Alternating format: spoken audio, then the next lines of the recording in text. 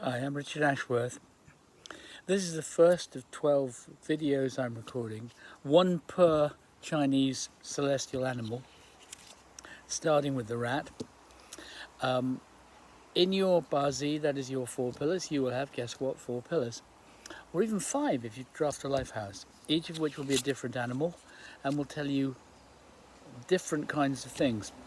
Your year pillar, broadly, is about your deepest history, family patterns, DNA patterns, parents, grandparents, so on and so forth.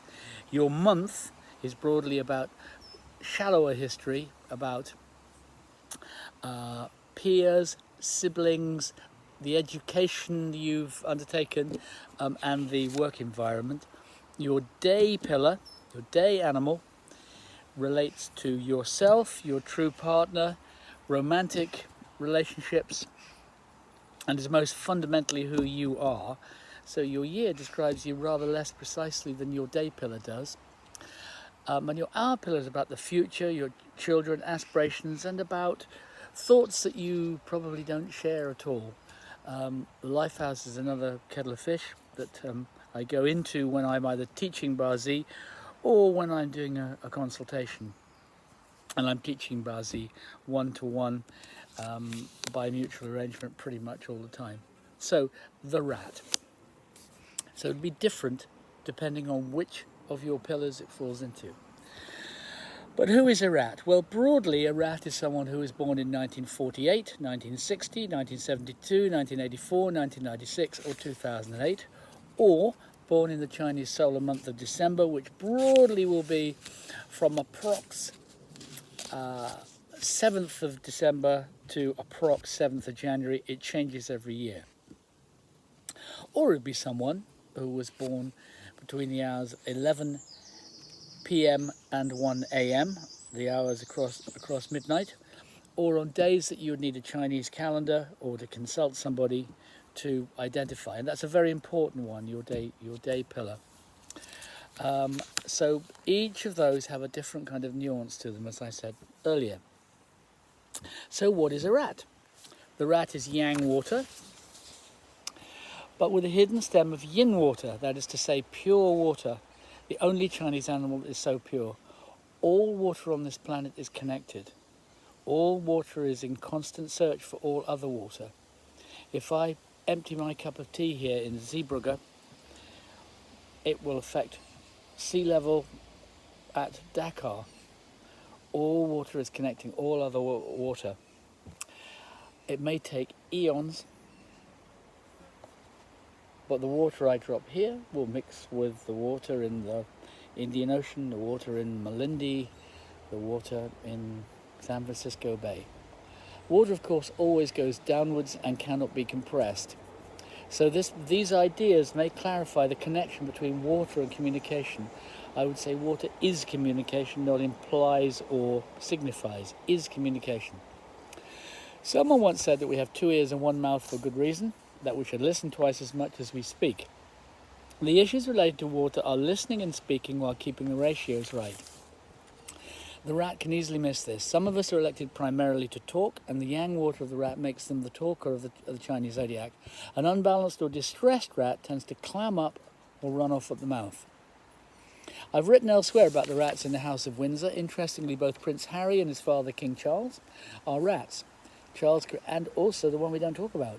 Charles' career has been one of juggling his often outspoken opinions with the privilege of his position, and it's likely that Harry's lessons will be similar for similar reasons. Wise observation of his father's conundrum would be invaluable. Rats tend to blurt or have learned to be stumm. Harry's crusade, of course, is against an unaccountable press. The rat is supreme in the realm of ideas, a planner, a plotter, and a deep thinker. He thinks ahead, sometimes to the detriment of his awareness of the present. This makes him a good chess player, but a poor poker player. Games he can't control are not generally for the rat. Games he can work out are games for the rat.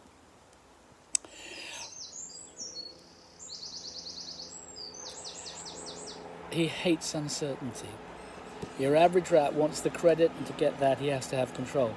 In conversation, you may find that the mature rat second guesses in a very distinctive way. Typically, he gets his correspondent to commit to a position before he states his. Quite a useful quality in a teacher, but not everyone's cup of tea in a collaborator. The dragon and the monkey, even the ox, may find this reassuring, but it drives the horse and the tiger bonkers, and to some extent, even the dog. Being big talkers and travellers, rats are traditionally suited to work involving communication, sales, oratory and persuasion. In the collaboration with the rabbit, rooster and horse that Derek Walters, who is himself a 1936 rat, calls the flowers of love, which you'll find in his book, the Feng Shui Astrology Bible, the rat is the talker, the chatter-up, if you will, where the rooster provides the glamour, the horse the passion, and the rabbit the stamina. A rat with the assistance of these other animals is effortlessly successful and charismatic. Whichever may be missing at any given time indicates his weaknesses. In other words, three of them together are not that strong. What you need to do is to find the fourth, and the weakness is defined by the missing one. None of the others is much at ease one-to-one in the company of the rat. In fact, they're not much at ease one-to-one with any of each other, the so-called tofars or plum flowers. The pure energy, pure metal, pure water, pure earth, and so on. An unbalanced rat talks too much and listens selectively.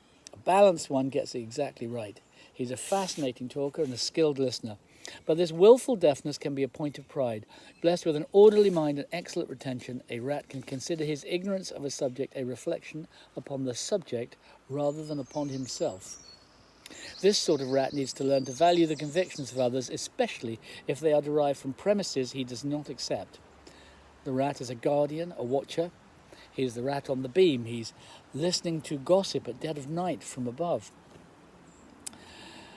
Sometimes he's self-appointed, and the unbalanced rat has a particular blindness that leads him to believe that his opinion is an absolute.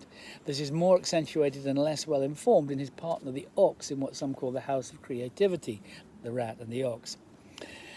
Because they are adjacent in the order of years, very often they will find themselves working together. In school years, they'll tend to be, of course, there'll be years which are rats and oxen, and in fact, looking at school years is one of the most informative things you can do to look at the way that the particular animals operate.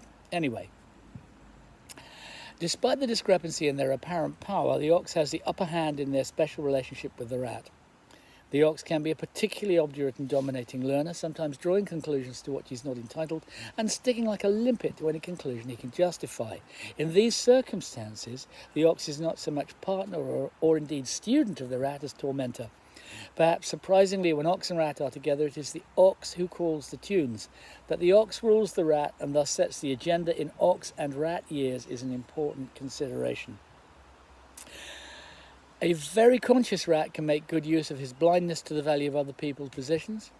He is likely to be able to explain things that baffle others and to derive laws from this gift. To have no explanation, however, is to open himself up to chaos. If he knows this about himself, he can master even the most abstract discipline. And this thing about the relationship between the ox and the rat, a really good example is possibly the most famous rat in the world, Barack Obama, 1961, ox, most famous ox in the world. In 2008, the rat year, he could do no wrong, and the same in 2009, the subsequent ox year. But by 2010, he was in effect a lame duck for the next 6 years. That is the cyclical power of the ox. The rat is versatile and multi-talented, though not as notably so as the pig, of whom he's often jealous, or the dragon, who can baffle him despite their mutual affinity. Rat's yang water can speak of profligacy with money. The rat is a brilliant small businessman, but often a poor tycoon. In the power triad with the dragon and monkey, the rat may appear to overvalue the hands-on deftness of the monkey because he finds the monkey easier to control, and the rat may envy the dragon his magic. Twin rats Robert Plant and John Bonham and monkey Jimmy Page of Led Zeppelin, formed in the monkey year of 1968, may be a good example of this creative tension. And it is this potential for envy that is the other big weakness of the rat. He can't admire what he can't himself master. This can lead him to not getting credit for originality of mind. Consider water rat Alan Turing of Enigma fame, of imitation game fame. The rat is subject to the so-called ingratitude penalty. This is a really important one in 2023 and will be again in the subsequent rat and rabbit years. The ingratitude penalty means broadly that a rabbit child may resent the upbringing the rat parent gave them. Obviously enough, it's endemic in rat and rabbit years, and most of us, to some extent, will suffer it at some point, because we'll find rats and rabbits in our buzzies or our big fate, that is luck pillars, at some point. So it's endemic in rat and rabbit years, and among those who have rat and or rabbit in their 4 pillars. If you have both, this is likely to be quite an important one to you. Since these things are metaphors, not just metaphors, because everything is a metaphor on some level, it can show up as parent-child, employer-employee, and of course as king-stroke-subject. Technically, this is yang water overwhelming yin wood, and a cursory inspection of the events of 2023 would indicate that King Charles' sons have been something of a headache to him, while there's been more industrial unrest than any year perhaps since the last rabbit of 2011. All of these being perhaps ingratitude penalties. And if you stretch the dynamic to empire colony, it offers insight into the rash of Commonwealth countries seeking republic status, and indeed Russia's incursions into what it claims as an ungrateful offspring in Ukraine.